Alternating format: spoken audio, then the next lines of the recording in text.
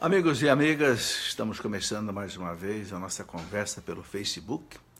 E hoje queremos conversar sobre um assunto bastante importante, a importância da família. Nós temos visto hoje a família muito ameaçada, muito atacada. Eu tenho visto alguns vídeos na internet preocupantes e é sobre isso que eu gostaria de conversar então um pouco hoje.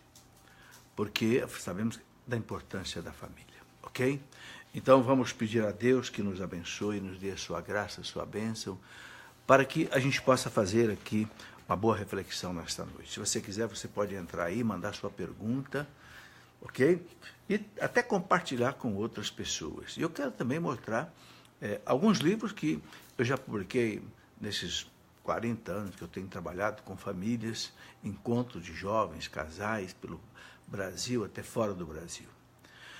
Em nome do Pai, e do Filho, e do Espírito Santo. Amém. Vinde, Espírito Santo. Enchei os corações dos vossos fiéis e acendei neles o fogo do vosso amor. Enviai, Senhor, o teu Santo Espírito, e tudo será criado, renovareis a face da terra. Oremos, ó Deus, que instruíste os corações dos vossos fiéis com a luz do Espírito Santo. Fazei que nós apreciemos retamente todas as coisas, segundo o mesmo Espírito, e gozemos sempre da sua consolação. Por Cristo nosso Senhor. Amém. Suplicando a Virgem Maria a sua intercessão por cada um de nós. Ave Maria, cheia de graça, o Senhor é convosco. Bendita sois vós entre as mulheres, e bendito é o fruto do vosso ventre, Jesus. Santa Maria, Mãe de Deus, rogai por nós, pecadores, agora e na hora de nossa morte. Amém.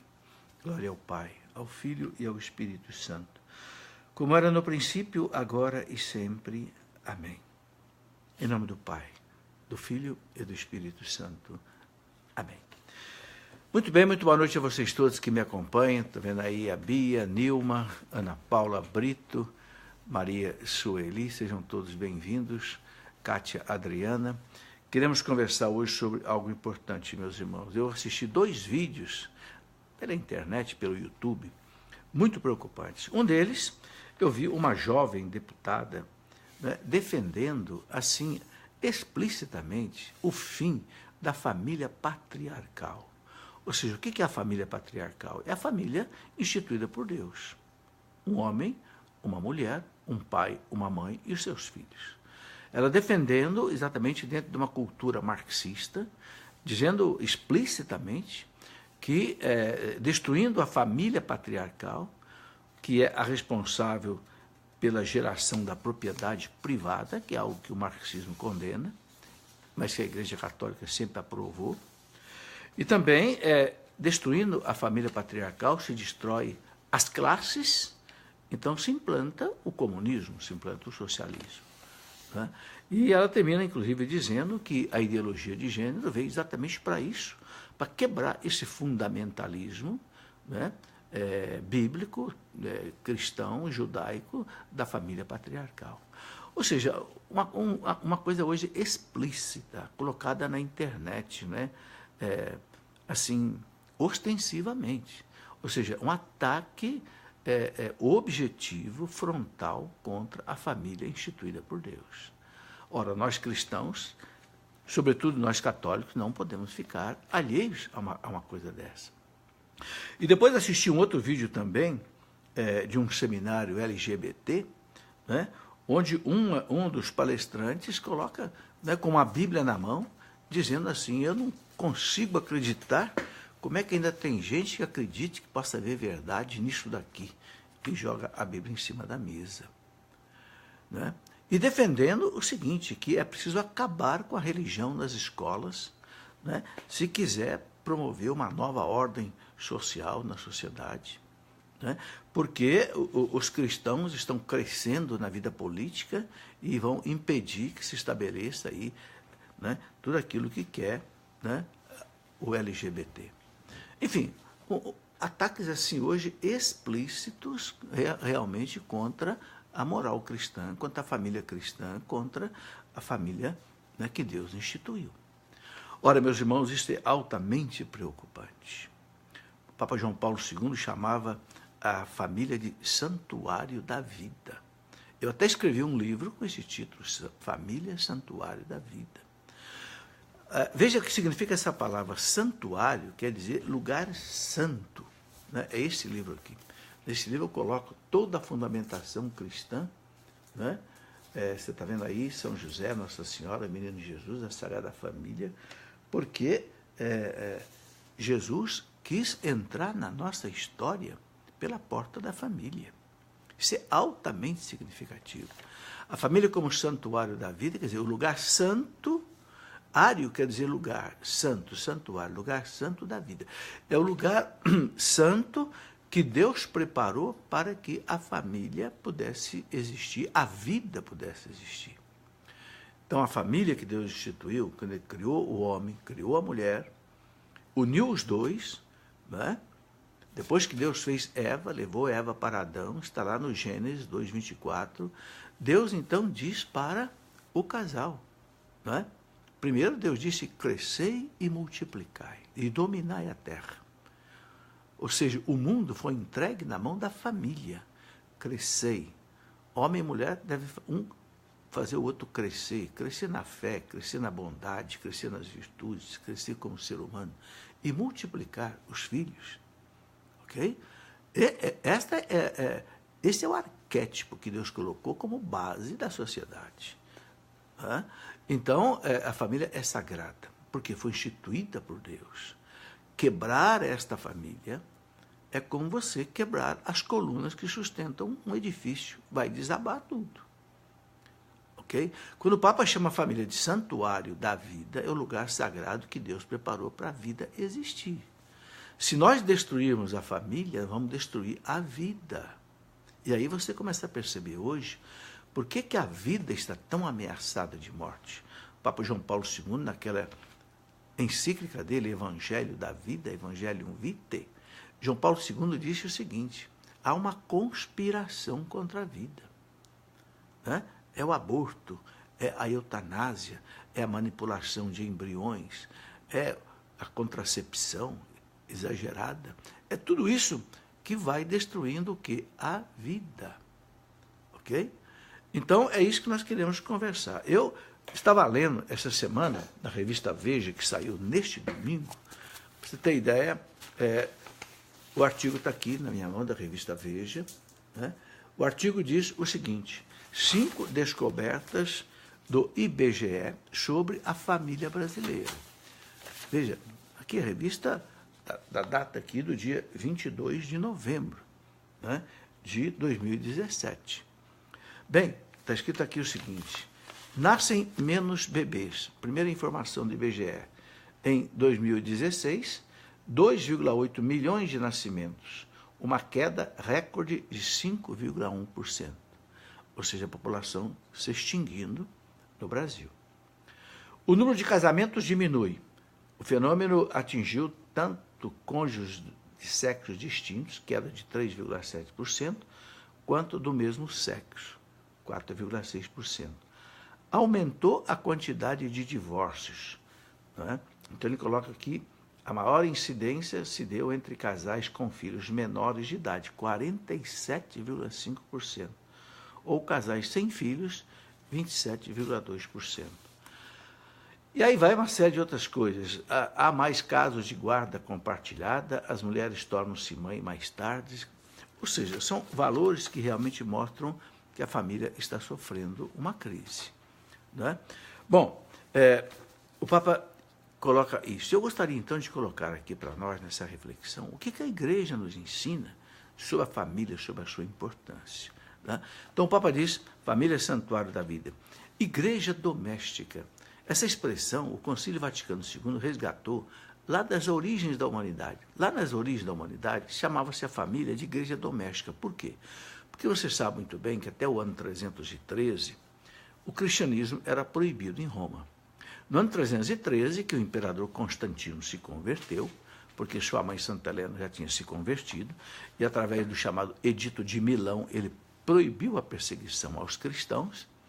Então, os cristãos se reuniam até 313 nas casas, porque não podia ter templos, não podia ter igrejas como nós temos hoje, porque o cristianismo era proibido.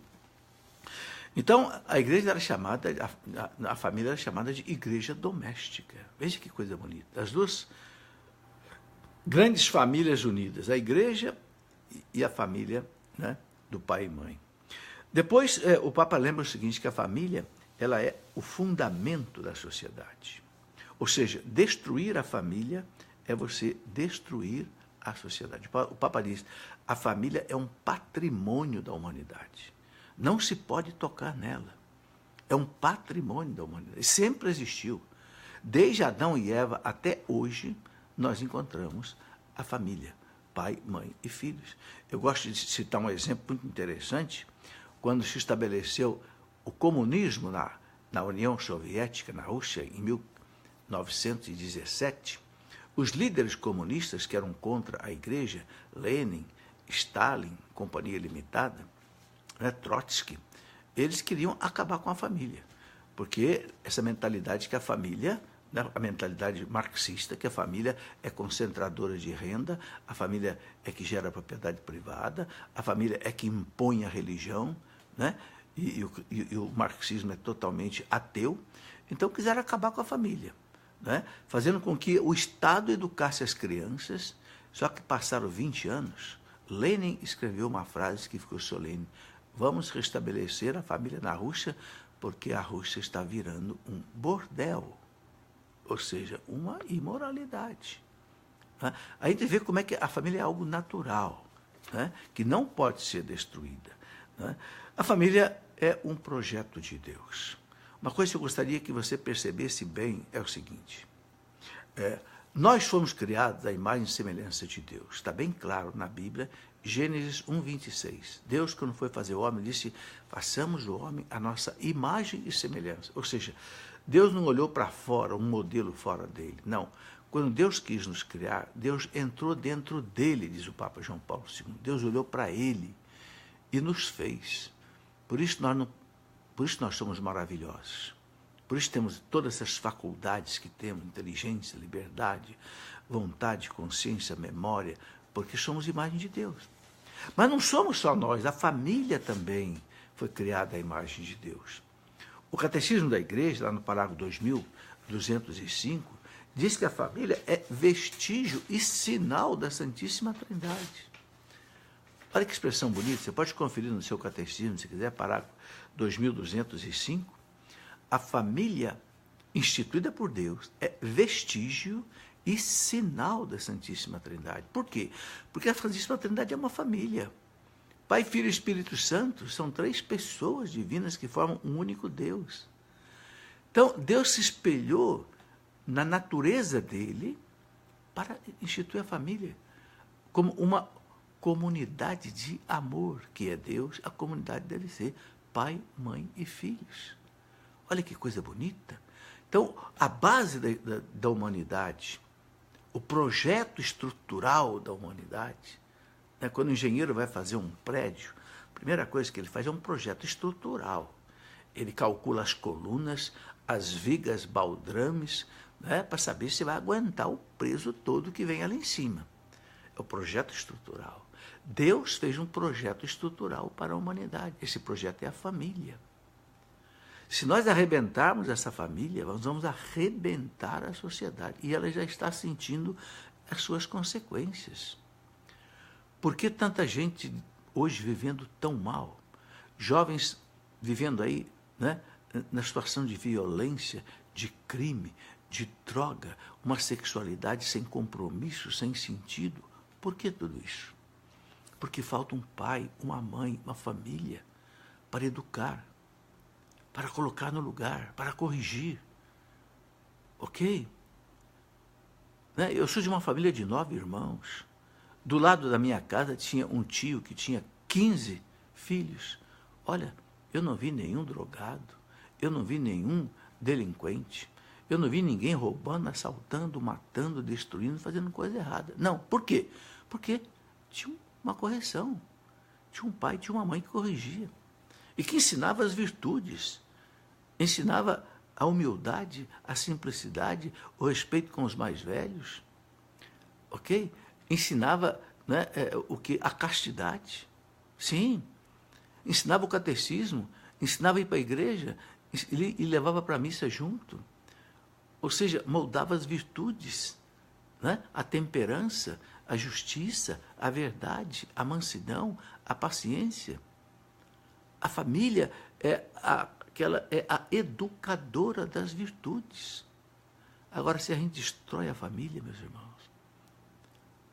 as consequências virão sobre quem? Sobre os filhos, sobre os jovens, sobre as crianças. E é essa pregação que está sendo feita hoje sistematicamente. Vamos destruir a família patriarcal. Vamos destruir essa família que está na Bíblia. Porque essa família impede, né, de que todos esses valores que a igreja não aceita, que a Bíblia não aceita, que o cristianismo não aceita, sejam implantados. Ora, então, nós precisamos pensar nisso. É isso que me leva a fazer aqui essa reflexão. Eu gostaria de ir com você bastante fundo nessa questão, né? Eu trabalhei durante 10 anos numa casa de recuperação de jovens dependentes químicos, né? 10 anos. Essa casa, depois nós passamos para a comunidade do Padre Léo.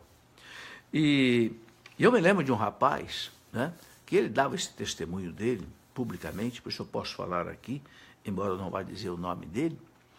Esse menino, ele nasceu, né, não conheceu o pai, né, tinha sua mãe, tinha mais outros irmãos, mas cada irmão filho de um pai diferente, né?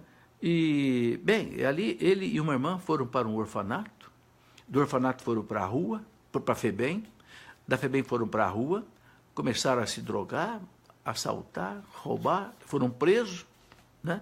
E depois nós conseguimos que o juiz concedesse a custódia dele a nós nessa casa de recuperação. E ele ficou na nossa casa de recuperação durante 5 anos, e graças a Deus se recuperou. Depois ele casou, tem até filho, de vez em quando eu encontro com ele aí na cidade. Bem, uma vez houve uma festa do Dia dos Pais, e a gente tentava levar para a festa do Dia dos Pais aqueles pais que a gente encontrava, mas era muito difícil encontrar os pais desses jovens, né? Mas alguns a gente levava. E numa dessas festas eu vi esse rapaz, que eu me referi a ele, chorando, lá, meio assim, afastado. Não estava chorando, estava cabisbaixo. E eu percebi que ele estava muito triste. Quando acabou, né, eu cheguei perto dele e eu disse: ô fulano, o que está vendo? Que você está triste aí? Ele disse: ah, professor, o senhor sabe, né? Eu não tenho pai, né? Eu digo: tá bom, vamos fazer o seguinte, hoje eu vou ser seu pai. Eu vou me emprestar para você hoje para ser seu pai. Daqui, vem aqui, me dá um abraço, e hoje você vai me abraçar como se eu fosse o seu pai. Aí aquele moço começou a chorar, né? Começou a chorar e ele disse para mim o seguinte: professor, eu não estou chorando porque eu não tenho pai. Eu não estou chorando porque eu não sei quem é meu pai. Se pelo menos eu pudesse ir no túmulo do meu pai rezar, eu não sentia tanta dor. Aí puxou a carteira de identidade dele para mim e me mostrou. Mãe, tinha o nome da mãe. Pai, XXXX. Ah, meus irmãos, aí meu coração doeu. Você vê um menino, uma carteira de identidade que não tem o nome do pai. É de dureza, né? Aí a gente entende por que esses jovens vivem nessa situação de carência de amor. É na família que você recebe o carinho, o amor. Na família lembra o dia do seu aniversário. Na família as pessoas te abraçam. Quando você está doente, como eu me lembro disso. Nós éramos 9 irmãos, um que ficava doente, minha mãe fazia aquela comida especial, comprava uma maçã argentina, que não tinha maçã no Brasil, aquela maçã que vinha embrulhada num papel de seda, assim, por quê? Porque estava doente, ok? Então, ali a família te ama. Você não é um número, você não é um SIC, você não é um CGC, você não é um RG, você tem nome, tem dia de seu aniversário. Ok? É a família que dá isso para nós. Nós vamos querer destruir isto? Ah, não tem condição, né? Sabe, meus irmãos, eu perdi a minha esposa faz 5 anos. Que coisa bonita, meus irmãos. Até na hora da dor, você vê os meus 5 filhos comigo, chorando a morte dela. A família. Na família você nasce, na família você morre. Ela ficou 30 dias internada num hospital. 2 a 2, meus filhos faziam uma escala, um rodízio, deixavam seus trabalhos aqui em Lorena, uma médica, 2 dentistas, com consultórios, com tudo, deixavam 2 a 2 fazendo um rodízio, 30 dias junto comigo, até a morte dela. É família. É família. Entende? Sabe, nós estamos perdendo, meus irmãos, o sentido maravilhoso da família. Vamos lembrar que Jesus nasceu numa família. Sabe, Jesus não precisava ter um pai aqui na terra, porque ele foi gerado pelo Espírito Santo. Não haveria homem nenhum na terra capaz de gerar o Filho de Deus numa mulher. Então foi o próprio Deus, o próprio Espírito Santo gerou Jesus no seio da Virgem Maria. Nós sabemos, é dogma de fé, concebeu pelo poder do Espírito Santo. Mas interessante, ele quis ter um pai, ele quis ter uma família, não é? Quando José quis abandonar Maria, o mesmo anjo, arcanjo Gabriel, apareceu em sonho para José e disse: não, José, não temas, né, receber Maria como tua esposa, porque o que nela foi gerado é obra do Espírito Santo. Não temas, José. Ou seja, Jesus quis ter um pai. É uma coisa interessante, né? Aqui na nossa vida, é um pai que adota um filho. Com Jesus foi o contrário, foi o filho que adotou um pai. Foi uma adoção às avessas, ao contrário. E ali constituiu-se a Sagrada Família de Nazaré, modelo de família, modelo de vida conjugal, de vida, né? Deus quis viver numa família. E Jesus viveu nessa família, meus irmãos, 30 anos, aprendendo com seu pai a trabalhar na carpintaria. As pessoas diziam: ele não é o carpinteiro? Ele não é o filho do carpinteiro? Veja, ali Jesus aprendeu a lição belíssima do trabalho, a lição, não é, também maravilhosa da obediência. Ele lhes era submisso. Sendo Deus, ele sendo o criador de Maria e de José, se tornou submisso a eles, diz o evangelista São Lucas. Ou seja, é ali que Jesus quis começar a resgatar a humanidade. Resgatando, em primeiro lugar, o quê? A base da sociedade, que é a família.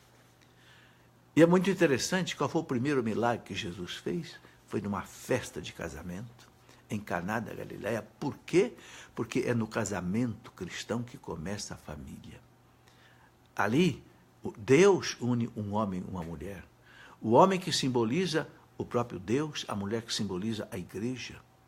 No Antigo Testamento, Javé e Israel. No Novo Testamento, Cristo e a igreja. Por isso que São Paulo diz, né, na carta aos Efésios 5:25, São Paulo diz: maridos, amai as vossas esposas, como Cristo amou a igreja e se entregou por ela. São Paulo fala: é grande esse mistério. O mistério do matrimônio, por quê? Porque um casal que se une em matrimônio simboliza o amor do Cristo pela igreja. O Cristo que dá a vida pela igreja, a igreja que derrama seu sangue, né, por Cristo nos martírios, no trabalho. Veja quanta fundamentação doutrinária, teológica maravilhosa, meus irmãos, existe aí na família, que nasce nesse casamento do matrimônio. Infelizmente, hoje também, né, uma das ameaças que destrói a família é exatamente o desprezo que existe ao matrimônio. Né? Muitos jovens já não sabem mais que é uma graça santificante o matrimônio, uma graça para que o casal consiga enfrentar, né? É um suplemento de graça, para que o casal consiga enfrentar as dificuldades, a dificuldade no relacionamento conjugal, com marido e mulher, a dificuldade no relacionamento sexual, que muitas vezes dá problemas, a dificuldade na criação dos filhos, manter o lar, o trabalho, a profissão, o dinheiro, a saúde. Mas, infelizmente, hoje há um descaso com relação ao casamento. Há muitas uniões livres, as famosas uniões livres, as pessoas se juntam simplesmente, nem se casam, às vezes, no civil, que a igreja obriga também, para dar mais estabilidade ao casamento. Porque a lei civil também obriga que haja uma responsabilidade mútua entre os dois. Ainda que se separem por um motivo grave, a lei protege o mais fraco, aquele que precisa de uma ajuda. Então a igreja quer o matrimônio e quer o casamento também no civil, mas hoje se descarta, às vezes, os dois. Sabe, tudo isso é muito sério. Nós temos que levar tudo isso a muito sério. Bem, eu tenho aqui muitas outras coisas ainda para conversar, mas eu quero aqui começar a responder as perguntas também que já estão chegando. E a gente vai intermeando aí na nossa conversa. O Samuel Souza coloca assim: as famílias são muito atacadas. Como devemos lutar? Samuel, a primeira coisa que eu penso é a gente tomar consciência de tudo isso. Não é? Segundo, nós vivemos, a começar da nossa família, com os nossos filhos, na educação dos nossos filhos, nos valores cristãos. O que é a família cristã? Sabe? Enxotar das suas casas, enxotar da sociedade, né, esses conceitos de família alternativa, que não são família conforme o coração de Deus. A igreja jamais vai aceitar, né, a união matrimonial de duas pessoas do mesmo sexo. Né? Bem, quem quiser viver assim, que viva. A vida de cada um é de cada um, a responsabilidade de cada um. A igreja não é homofóbica, a igreja não persegue ninguém, a igreja não quer atacar ninguém. A igreja entende a questão da homossexualidade. A igreja sabe que a pessoa não tem culpa de ser homossexual, de ter essa tendência, mas viver a prática homossexual, querer unir-se em casamento, duas pessoas do mesmo sexo, a igreja não pode aceitar, porque não foi assim que Deus fez. E um dos objetivos fundamentais do casamento, nós sabemos, é a geração dos filhos. Ora, dois homens não podem gerar um filho, naturalmente. Duas mulheres não podem gerar um filho. Então, para a igreja é uma coisa óbvia. Não está forçando nada. Faz 2000 anos que a igreja ensina isso e vai continuar ensinando. Ok? Então, nós temos que primeiro assumir esses valores. Agora, nós podemos lutar, sabe, Samuel, de muitas maneiras. Né? Eu, por exemplo, eu já escrevi pelo menos 8 livros. Eu quero até mostrar alguns aqui. Exatamente porque eu prego para casais há pelo menos 40 anos que eu trabalho em encontros de jovens, casais, né, no Brasil, fora do Brasil. Né? Já estive até com o Monsenhor Jonas, até no Japão, nos Estados Unidos. Então, eu coloco nos livros essa base que nós temos que aprender e ensinar para os outros. Então, um primeiro livro que eu escrevi, né, eu chamei de Sereis uma Só Carne. Esse livro é exatamente para um casal que quer entender, né, a importância do que é o casamento, o que é a unidade. Porque Deus diz para o casal: sereis uma só carne. O que é ser uma só carne? É ser um casal unido. Sabe? Não assim uma união mal feita, não. Sabe, estar junto não é estar unido. Às vezes você encontra um casal que está junto aí 20 anos, 30 anos, mas não está unido. É diferente você misturar, né, não sei, uma porção de arroz e feijão num prato, ainda cru. Não vai fazer uma unidade. Vai fazer uma justaposição. E você misturar um copo de café com um copo de leite. Aí você vai ter unidade. Aí desaparece o café, desaparece o leite, surge um novo produto que é um café novo, café com leite. Isso é que Deus quer no casamento. Sereis uma só carne. Carne na Bíblia quer dizer o quê? Natureza humana. Jesus diz, não é? O espírito é forte, mas a carne é fraca. A carne, ou seja, a natureza humana. Então, os sereis uma só carne. Depois eu escrevi um livro sobre o namoro. Por quê? Porque o casamento começa no namoro. Eu não conheço um casal que tenha se casado sem ter namorado. Então, o namoro é fundamental. Está para os jovens. Nós precisamos, meus irmãos, fazer encontros de namorados, encontros de noivos. Esses dias eu participei em São José dos Campos, na paróquia nossa, do Espírito Santo. Que coisa maravilhosa. Tinha mais ou menos 100 casais de namorados, já perto de noivado, um dia inteiro de formação. Sabe, eu fiquei encantado de ter ido lá pregar para eles. Ou seja, nós precisamos ensinar isso, que o namoro não é tempo de viver a vida sexual. A vida sexual é para o casal, casado. O sexo é o selo do matrimônio. O sexo, a união dos corpos só deve existir depois que houve uma união definitiva das almas. quando um colocou uma aliança no dedo do outro e disse para o outro: eu te recebo como minha mulher, como meu marido, prometo ser-lhe fiel, na saúde, na doença, na riqueza, na pobreza, amando-te e respeitando-te todos os dias da minha vida. Todos os dias da minha vida. Hoje que você tem 20, 25 aninhos, linda de morrer, e amanhã também, quando você tiver 60, 70, 80, quem sabe, no leito aí de um hospital, eu quero te amar do mesmo jeito. Sabe, então, depois de um compromisso desse, aí tem sentido a vida sexual. Porque a união dos corpos, que vai gerar um filho, só tem sentido quando há esse compromisso de vida. Não é um compromisso transitório, passageiro, não. É o mesmo compromisso de um sacerdote que assume o sacramento da ordem e que promete ser padre por toda a vida, para servir ao reino de Deus, abrindo mão de uma família, de um casamento, né? E até de bens materiais, para poder viver para Deus. Então, a gente pode fazer muito, ô Samuel, né? Trabalhando aí nos encontros de casais, nos cursos de noivos, na pastoral familiar. Nenhuma paróquia pode deixar de ter uma pastoral familiar. Não pode. Toda pastoral tem que ter essa formação. Sabe, não adianta nós só ficarmos brigando com as pessoas que querem destruir a família cristã. Nós temos que fortalecer a família cristã, mostrar para as pessoas a beleza da família cristã. A beleza. Não é? Eu faço isso muito nos encontros. Hoje eu sou um homem viúvo, que eu moro sozinho, mas não sinto falta de pessoas, de gente, porque cada dia da semana eu almoço na casa de um filho, eu janto na casa dos filhos. Ou seja, a família está aí, entende? Dando alegria, dando satisfação. 12 netos. Que alegria reunir os netos na minha casa, por exemplo, domingo no almoço. Ontem mesmo foi um dia desses. A beleza da família.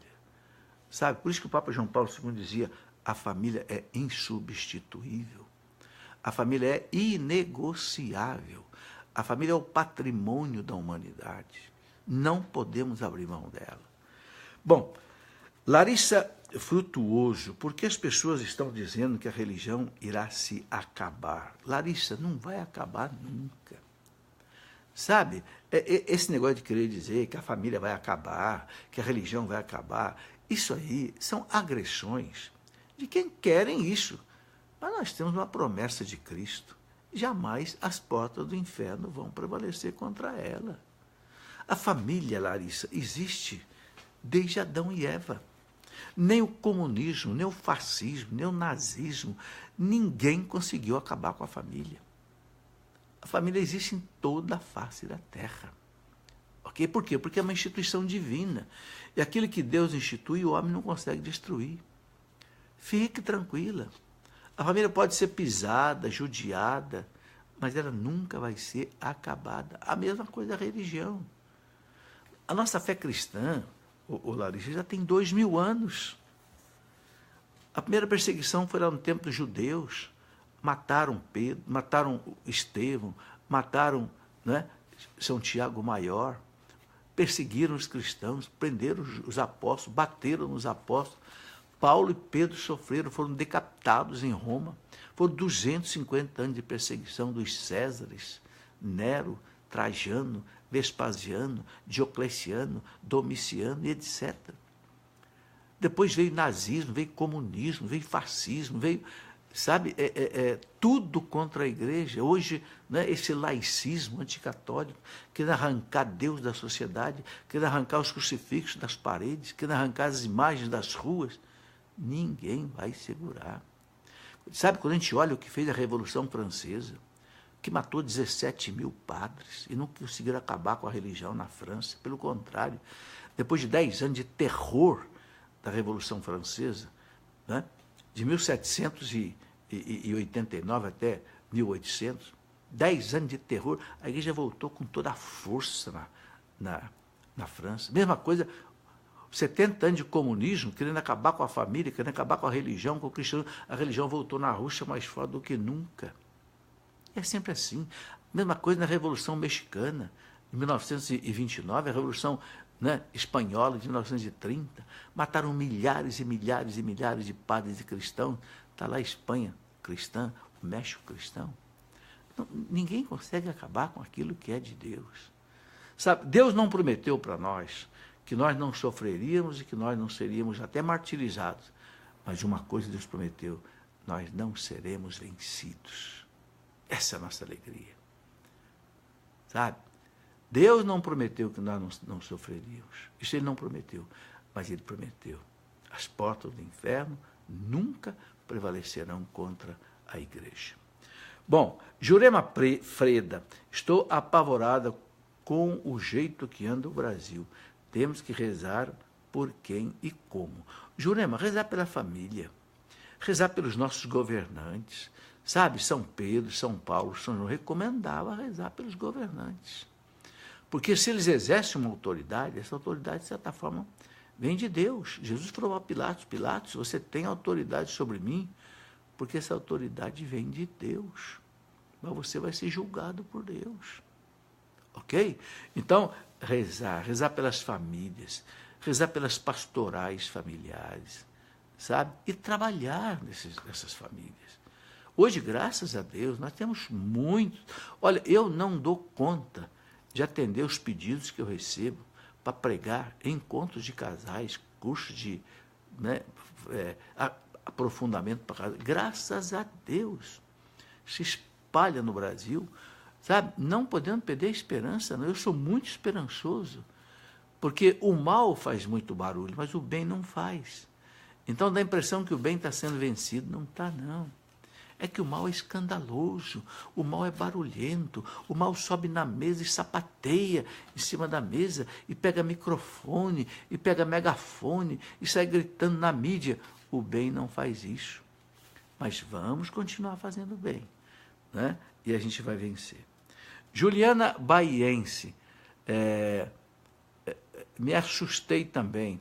Estou inserida no meio acadêmico, fico cada dia mais perplexa com o entendimento que os alunos estão tendo de tudo isso. A ideologia de gênero é realmente atraente aos olhos leigos e jovens. Está aí, Juliana, é verdade. Porque essas coisas estão sendo vendidas assim, com uma fantasia. Ideologia de gênero, para acabar com a discriminação. Nada disso. Não tem nenhuma discriminação nessa situação. Se há injustiças, são coisas que houve que têm que ser coibidas. Mas dizer agora que não existe sexo, ensinar para uma criança que não existe. Para Francisco, isso é uma maldade. Para Francisco, ensinar para uma criança que não existe sexo, que ela não tem sexo. Você desconstrói a personalidade da criança. Porque nós não temos um sexo. Nós somos aquilo que nós somos sexualmente. Eu sou um homem. Eu não estou homem, eu sou homem. Você é mulher. Então, a ideologia de gênero é algo que destrói a família. Faz parte de toda esta orquestração de fundo marxista que quer destruir a família para poder implantar os valores que não são cristãos na sociedade. Isso é muito claro. Os grandes pregadores estão cansados de colocar isso. Jorge Scala, Padre Paulo Ricardo, Padre José, estão cansados de colocar essas questões. Não é? Os livros estão mostrando isso com clareza. Mas nós não temos que desanimar, temos que viver aquilo que nós acreditamos, não é? E é Deus quem combate por nós. Fazendo a nossa parte, Deus faz a parte dele também. Giovanni, como faço para vencer o vício de drogas? Está muito difícil. Poderia me dar um conselho? Ô Giovanni, eu trabalhei um pouco com jovens dependentes de droga, né? O apoio mais forte, que quem pode dar em primeiro lugar, é a família. Ajudando, né? Acompanhando, principalmente o pai, a mãe, criando atividades assim, paralelas com a própria vida da pessoa, de estudo e tal, né? Dando a ele carinho, dando a ele amor, atenção. Agora, quando a família não consegue fazer isso, muitas vezes é recomendável ir para uma casa de recuperação. Porque eu vi numa casa de recuperação que eu trabalhei, muitos jovens sendo recuperados. Eu vi. Estou dando um testemunho de alguém que trabalhou na casa dela. Porque ali você usa pelo menos 5 pontos para trabalhar com o jovem. Eu me lembro que uma vez chegou um jovem lá na casa de recuperação, na casa de Betânia, hoje, aqui na cidade de Lorena. Chegou um jovem lá uma vez e o coordenador da casa foi recebê-lo. Eu me lembro que o coordenador, que já tinha sido também drogado, falou para o outro que chegava uma frase que eu nunca mais eu esqueci. O outro chegou maltrapilho, né? Arrebentado pela vida, pela droga. E o coordenador disse para ele assim: meu irmão, você está cheirando a morte. Eu nunca tinha ouvido essa expressão. Você está com cheiro da morte. Venha para cá. Nós temos que tirar de você esse cheiro. E aí, como é que é o tratamento normalmente numa casa dessa cristã de recuperação? Primeiro você dá a ele uma família que às vezes ele não tem, dá um carinho que às vezes ele não tem. Segundo, você coloca ele para rezar, mostra Deus para ele, mostra Deus. Nas casas católicas você dá uma mãe para ele, que é a Virgem Maria. Né? Você ensina ele a rezar o texto, você dá a ele a Eucaristia. Então você dá a ele uma vida religiosa, dá um acompanhamento psicológico. E você dá um trabalho para ele, você põe ele numa disciplina de educação, hora para levantar, hora para trabalhar, hora para almoçar, hora... Ele perdeu tudo isso. Ele chega até sem escova de dente. Então você recoloca ele, sabe, numa linha humana. Sabe, a gente percebe que uma semana, 2 semanas, ele já não sente mais aquele desespero pela droga. Eu me lembro que um dia, um dos rapazes disse assim para mim: tá bem, vocês tiraram de mim a droga, mas agora o que eu faço com esse buraco que ficou aqui no meu peito? Ele punha a mão assim no peito assim e dizia assim: o que eu faço com esse buraco que ficou aqui? O que era esse buraco que ele mostrava? Carência. Carência. O jovem é bom. Só que o jovem, vivendo sem experimentar o amor, ele perde totalmente a alegria da vida, ele perde totalmente o horizonte. Então você tem que dar a ele de novo o amor. Eu dizia: não, nós vamos encher esse vazio seu aí. Com o amor da comunidade, dos irmãos, e com o amor de Deus, nós vamos encher esse buraco aí dentro de você. Então, é uma saída para que você possa pensar um pouco aí no seu caso. Bem, aqui eu tenho ainda a pergunta do Edivaldo Oliveira: por que os bispos e padres não convocam os fiéis para uma campanha, para uma ação maior em defesa da família? Ô Edivaldo, na verdade, os bispos têm falado. Quando quando surgiu, por exemplo, a questão de ideologia de gênero, eu vi pelo menos uns 10 bispos e a própria CNBB, o Papa Francisco, todo mundo falou contra a ideologia de gênero. Sabe, eu acho que não tem nem mais o que falar contra, que já foi falado tudo contra.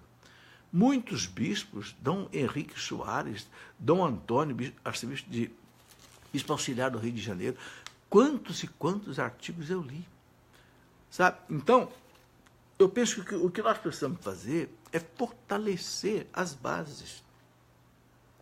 Desde a criança, desde o jovem, desde os namorados, desde os noivos, nós começamos a mostrar para eles a beleza da família, a importância da família. Tudo isso que eu falei aqui até agora.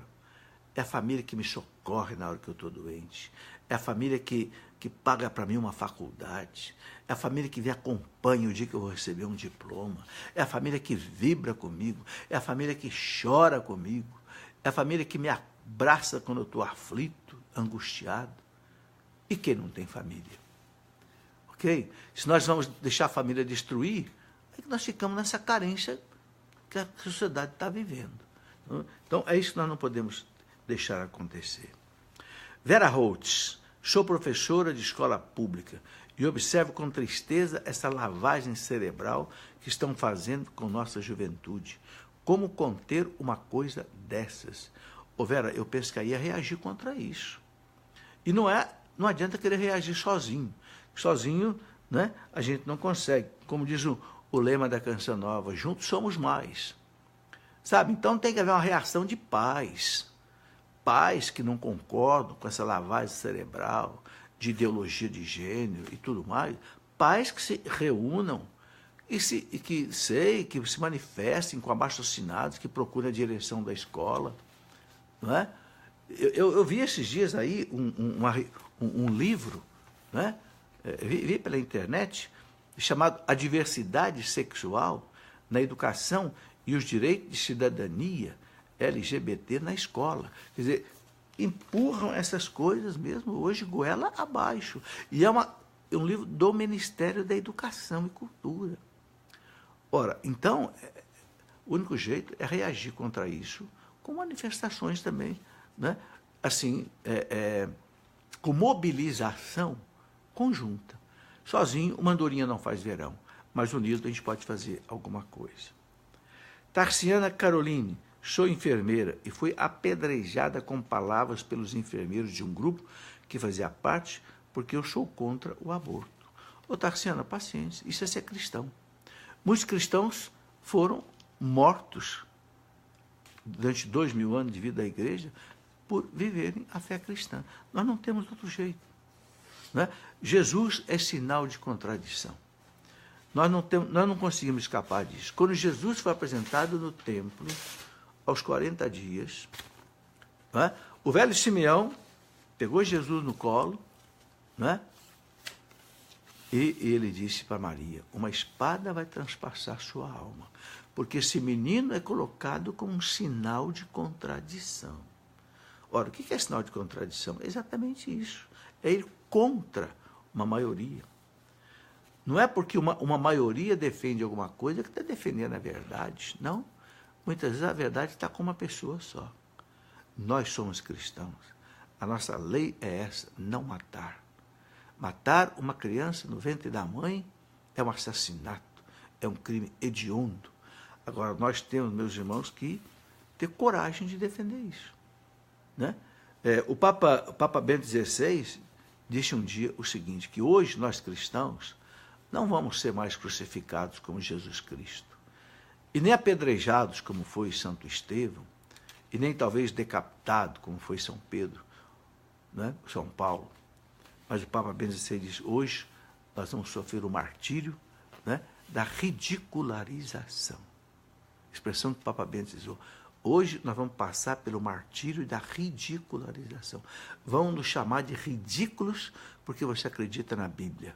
Como esse vídeo que eu assisti, nesse seminário LGBT, que o Senhor dizia, não acredito que ainda existe gente nesse mundo que possa acreditar que existe a verdade aqui, e mostrava a Bíblia. Sabe, nós vamos ser chamados de ridículo por acreditar na palavra de Deus, por acreditar que Jesus está presente na Eucaristia, por acreditar que um sacerdote da igreja pode perdoar meus pecados em nome de Jesus Cristo, por acreditar que nós não aceitamos o aborto, nós aceitamos a eutanásia, nós aceitamos inseminação artificial, nós aceitamos manipulação de embriões, vamos chamar a gente de ridículo. É o martírio da ridicularização. Ser cristão, meus irmãos, é seguir Jesus Cristo. E Jesus Cristo é sinal de contradição. E Jesus não enganou ninguém. E não engana a gente. Quem quiser ser meu discípulo, renuncie a si mesmo. Tome a sua cruz e me siga. A cruz, o que é a cruz? Então, tudo isso que a gente vive, né, muitas vezes por defender a fé cristã. Mas tem uma coisa, meus irmãos, nós não podemos ficar com medo. Sabe, nós somos 65% de cristãos católicos no Brasil. Se nós pensarmos bem, são mais de 90% de cristãos. Porque os nossos irmãos separados, protestantes, também são contra todas essas coisas que nós católicos somos contra. Então, a maioria absoluta, esmagadora da sociedade brasileira é cristã.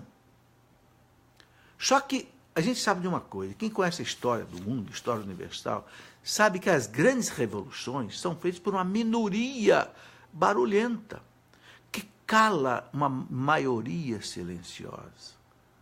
O que nós não podemos cair, meus irmãos, é naquilo que dizia o grande Martin Luther King.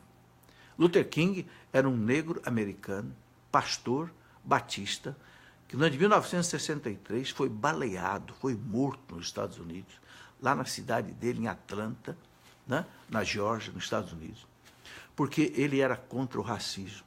Ele conseguiu, né, de certa forma, quase que acabar com o racismo nos Estados Unidos. Ele fez um dia um discurso para 2 milhões de negros ali em Atlanta, aquele famoso discurso dele, né? Eu tenho um sonho. I have a dream. Meu sonho é que um homem não seja o valor de um homem, a dignidade de um homem não seja reconhecida pela cor da sua pele, mas pela dignidade da sua alma, da sua vida. Muito bem, Luther King dizia o seguinte: não tenho medo dos maus, não tenho medo dos corruptos, não tenho medo dos violentos, eu tenho medo de uma coisa: o silêncio dos bons. Aí, meus irmãos, é que está o perigo. A maioria silenciosa, que cruza os braços e que deixa uma minoria barulhenta ir para a mídia, ir para as praças, ir para os megafones, ir para os parlamentos, né, e gritar. Isso, foi assim que aconteceu a Revolução Russa. Foi assim que aconteceram as grandes revoluções, uma minoria que domina uma maioria silenciosa. Então, hoje, o que nós não podemos mais é sermos essa maioria silenciosa, omissa. O Papa Leão XIII dizia: a ousadia dos maus se alimenta na covardia dos bons. É preciso repetir essa frase. É de um Papa, Leão XIII. A ousadia dos maus se alimenta, cresce em cima do quê? Do silêncio, da covardia dos bons. É isso que não pode acontecer. Bem, Rosalie, pois é, enquanto as civilizações ocidentais inventam as famílias alternativas e as que não querem mais ter filhos, as famílias islâmicas têm em média 5 filhos. O que será do cristianismo? Rosalie, é verdade, viu? Olha, isso que você está colocando aqui é um dado estatístico, né? Eu viajo bastante, agora até que tenho viajado menos, mas quando você viaja pela Europa, é uma tristeza, você não vê crianças. Eu vou pregar, por exemplo, em alguns países da Europa, sabe, você vai pregar para a terceira idade, não tem jovens. É diferente do Brasil, onde tem uma porção de jovens assistindo. É triste, não é? Não nascem mais crianças, né? Perdeu-se o valor da vida. O Papa Bento XVI dizia: uma nação sem filhos é uma nação sem futuro. Nós sabemos que para que um país mantenha a sua população, é preciso ter 2,1 filhos por casal. Porque se o casal morre e deixa 2 filhos, mas por que tem que ser um pouco mais? Por causa daqueles que não se casam, não têm filho, e que vão morrer sem deixar filho. Então tem que ser um pouco mais de 2. Nenhum país da Europa, mais de 30 países da Europa hoje, tem o índice de natalidade de 2,1. É tudo 1,3, 1,4, ou seja, a população está em decadência, está acabando, né? O doutor Pierre Chauny, um doutor da Universidade de Sorbonne, na França, há mais de 30 anos atrás, ele já dizia que na França já se constrói mais ataúdes do que berço. Ataúde, para quem não sabe, é caixão de defunto. Se constrói mais caixão de defunto, ou seja, morre mais gente do que nasce. E é isso que está acontecendo com as populações. Não acreditam mais na vida. O egoísmo, o hedonismo tomou conta. Ninguém mais quer ter filhos nesses países. E também aqui no nosso Brasil. O Brasil está com 1,7. Nós estamos muito abaixo da média para manter a população. E isso é uma coisa complicada. Eu gosto de dar um dado muito simples para você entender. No Japão, existem 330 pessoas por quilômetro quadrado. No Brasil, sabe quantas pessoas são? 20. Ou seja, num quilômetro quadrado no Japão, tem 16 vezes mais gente do que no Brasil. O Japão é do tamanho do Vale do Paraíba, que é pequenininho, e tem 120 milhões de habitantes. O Brasil, com todo esse território nosso, tem 200 milhões. O Japão tem 16 vezes mais gente, mais densidade demográfica do que o Brasil. ok? E o que acontece com o Brasil? O Brasil já está fazendo um controle drástico da natalidade. E você sabia que o Japão está fazendo campanha para aumentar a natalidade? Esses dias eu li que o ministro do Japão, o ministro das Finanças, está pagando os jovens para ir aos barzinhos, namorarem, comer e beber de graça para ver se eles conseguem ter filhos. Publicado na internet. E outros países estão fazendo. Eu vi na Europa, cartazes nos postes convidando os casais a terem filhos. Na França, hoje, a mulher que tiver o terceiro filho, ela tem 1 ano de licença-prêmio, fica em casa recebendo do governo 1 ano de salário sem trabalhar, porque não nasce mais criança. Tudo isso faz parte também. E é verdade que os muçulmanos estão se multiplicando. Olha, de vez em quando eu vou nos países muçulmanos. De vez em quando eu vou ali, por exemplo, tem uma peregrinação que se chama os Caminhos de São Paulo, que a gente passa ali por Constantinopla, que é Istambul, na Turquia, um país muçulmano. A gente passa na região ali da Palestina, né? Cheio de criança. Entende? O que você não vê na Europa. Realmente não vê na Europa. Muito bem. Aqui a pergunta da Tânia Márcia. A igreja apoia um cristão em emprestar a barriga para gerar uma criança, mesmo sendo o embrião do sobrinho e da sobrinha que não consegue engravidar? Tânia, a igreja não aprova de jeito nenhum o útero de aluguel. Por quê? Porque a igreja não aceita inseminação artificial. Vai ser feita inseminação artificial.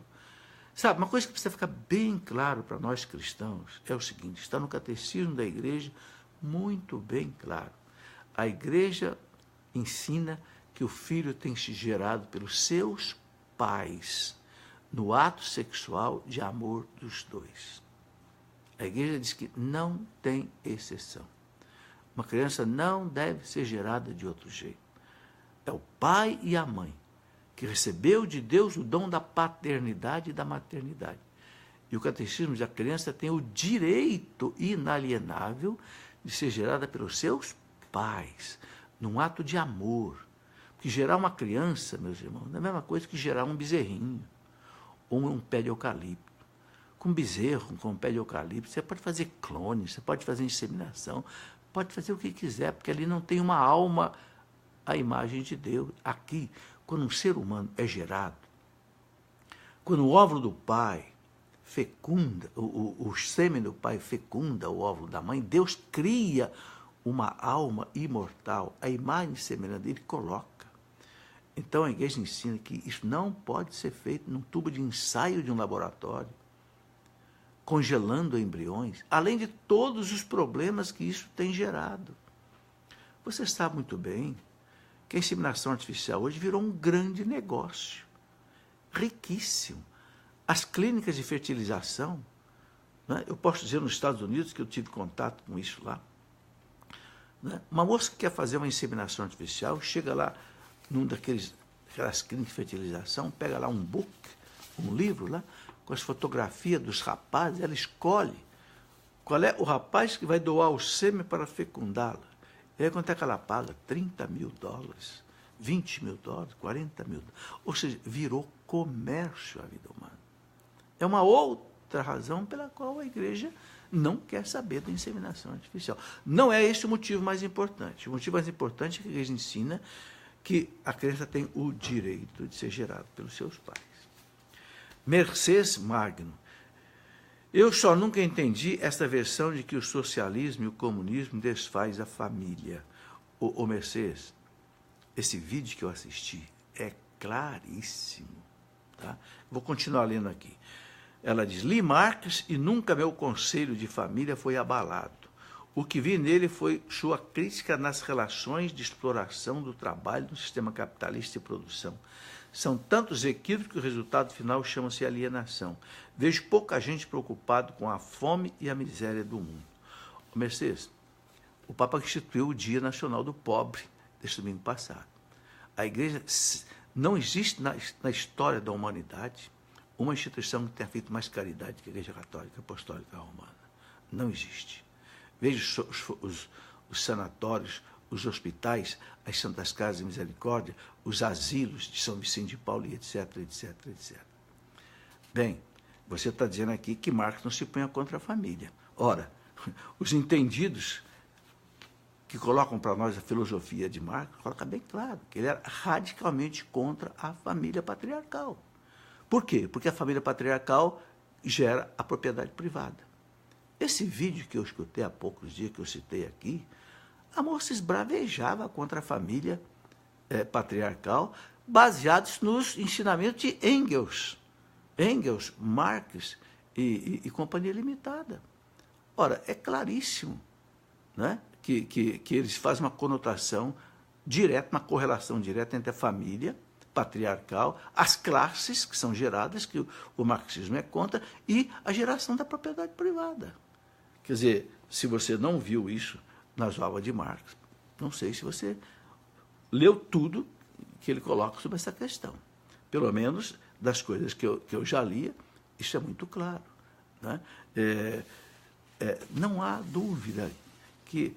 Né, por que a Rússia, logo que implantou o comunismo na Rússia, socialismo, né, de Marx, de Engels, pelas mãos de Stalin, de Lenin, por que acabaram com a igreja, acabaram com a família? Exatamente por isso. Quer dizer, a experiência mostra isso com clareza. Muito bem. Deixa eu ver se tem aqui mais alguma pergunta. Creio que não. Já são 9 horas. Tem muitas outras coisas que a gente podia ainda falar, mas fica ainda para uma outra conversa. Eu quero só rapidamente mostrar a você alguns livros desse assunto, porque esse assunto eu trato com muito carinho há muito tempo. Já mostrei o Família Santuário da Vida, né? É um livro assim que eu abordo toda a questão da família, as ameaças, tudo, e também a questão da educação dos filhos, da vida conjugal, vida sexual, etc. Problemas no namoro, né? Que o namoro é o começo do casamento, problemas no casamento, muitos casais têm seus problemas, é claro, vida sexual no casamento, algo também muito importante para os casais, né? E já mostrei aqui também os cereis de uma só carne e outras coisas mais. Bem, meus amigos, foi uma alegria nós estarmos juntos mais uma vez. Vi aí que muita gente nos acompanhou. Agradeço a atenção de vocês todos. Um grande abraço a todos. Estou vendo aí a Luísa Rodrigues ainda, a Mônica, né, colocando seus comentários. Que Deus nos abençoe. Que Deus abençoe a nossa família. Nós estamos aí já pertinho de celebrar a festa de Cristo Rei. Que Cristo reine também nas nossas famílias. Que Cristo reine nos nossos corações, né? E que a gente possa estabelecer o seu reino entre nós, entre as famílias. Glória ao Pai, ao Filho e ao Espírito Santo, como era no princípio, agora e sempre. Amém.